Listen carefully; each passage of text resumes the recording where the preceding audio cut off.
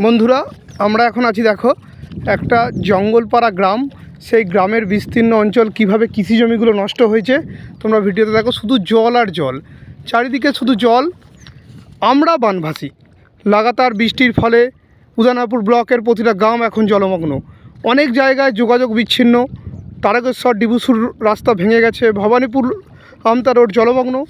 আমি এখন দাঁড়িয়ে আছি একটা কৃষিক্ষেত্র মাঠের পাশে। সেখানটা দেখো, তোমরা দেখাচ্ছি বন্ধুরা, কি অবস্থা। শুধু জল আর জল। চাষযোগ্য জমিগুলো আজ ডুবে গেছে। কৃষকের মাথায় হাত।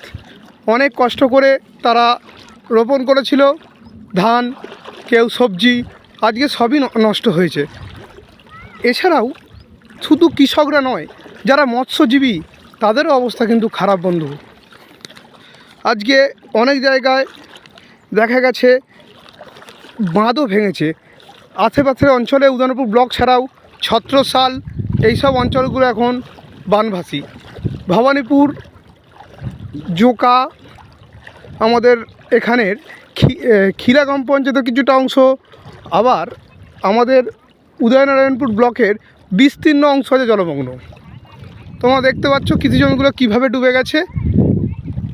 এছাড়াও আরও একটা সতর্কবাণী, প্রচুর বিষধর সাপের উপদ্রব। এছাড়াও কোনো জায়গায় যদি ইলেকট্রিক তার ছিঁড়ে পড়ে সেখানে সতর্ক থাকো। ব্যাস।